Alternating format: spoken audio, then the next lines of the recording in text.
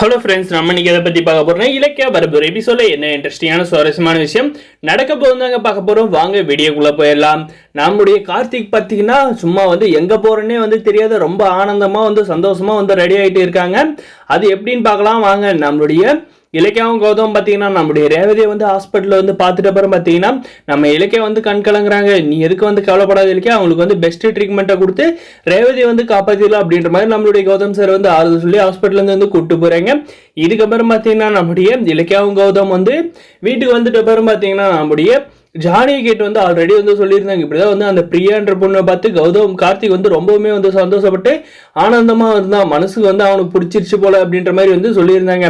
அதனால பார்த்தீங்கன்னா நம்ம இலக்கிய அந்த பிரியான்ற பொண்ணு பார்த்தீங்கன்னா அவங்க அம்மா கூடிய சீக்கிரம் கல்யாணம் ஆகணும் அப்படின்றதுக்காக கோயிலில் பண்ணினா விளக்க போட சொன்னாங்க. பார்த்தீங்கன்னா அந்த விளக்க கண்டிப்பாக கோயிலில் போடுறதுக்கு அந்த பொண்ணு வரும் அப்படின்னு சொல்லிட்டு அந்த பொண்ணை பார்க்கறதுக்கு நம்மளுடைய ஜானகி நம்மளுடைய கௌதம் நம்மளுடைய கார்த்திக் தெரியாதே நம்மளுடைய இலக்கிய கூட்டு போறாங்க. அந்த இடத்துல நம்ம இலக்கிய கூட்டு போயிட்டு அந்த பொண்ணை நம்ம ஜானி கைண்டில் காட்டுறாங்க. காட்டுனது பார்த்தீங்கன்னா பொண்ணு அழகா இருக்கா, இலக்கிய நம்ம குடும்பத்துக்கு ஏற்ற பொண்ணு தான் இருக்கணும் அப்படின்ற மாதிரி பார்த்தீங்கன்னா நம்ம இலக்கிய கையில் சொல்கிறாங்க. நம்மளுடைய கௌதம் பார்த்தீங்கன்னா கோயில் சாமிக்கு மட்டும் வடகார்த்தி கோயில் சுற்றி பார்க்கலாம் அப்படின்ற மாதிரி கூப்பிட்டு போகிறாங்க. அப்போ பார்த்தீங்கன்னா அந்த பிரியான்ற பொண்ணை அட்டை பார்க்குறாங்க. பார்த்ததுமே பார்த்தீங்கன்னா நம்முடைய கார்த்திக் ரொம்பவுமே ஆனந்தத்தில் மகிழ்ச்சியாக இருக்காங்க.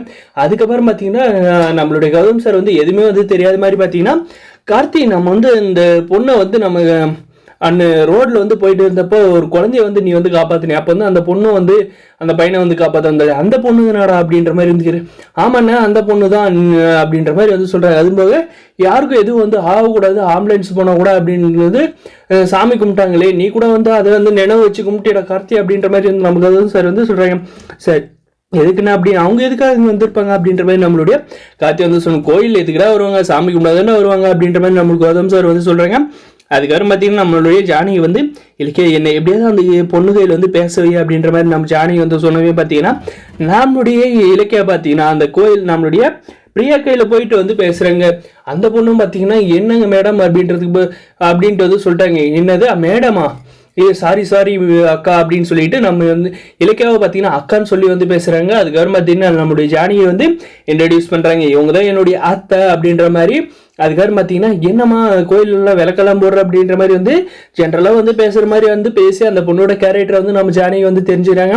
அதுலேயே பார்த்தீங்கன்னா அந்த பொண்ணோட கேரக்டரை புரிஞ்சுக்கிட்டு நம்ம ஜானகி இந்த பொண்ணு தான் வந்தால் மருமகளாக வரணும், நம்மளுடைய கார்த்திக்கு பொண்டாட்டியாக இருக்கணும் அப்படின்ற மாதிரி நினைச்சிடறாங்க. வரப்போகிற எபிசோட் இதெல்லாம் நடக்க போகுது. இந்த வீடியோ பிடிச்சது லைக் பண்ணுங்கள், மறக்காத நம்ம சேனல் சப்ஸ்கிரைப் பண்ணி பெல் ஐக்கனை கிளிக் பண்ணுங்கள். தேங்க்ஸ்.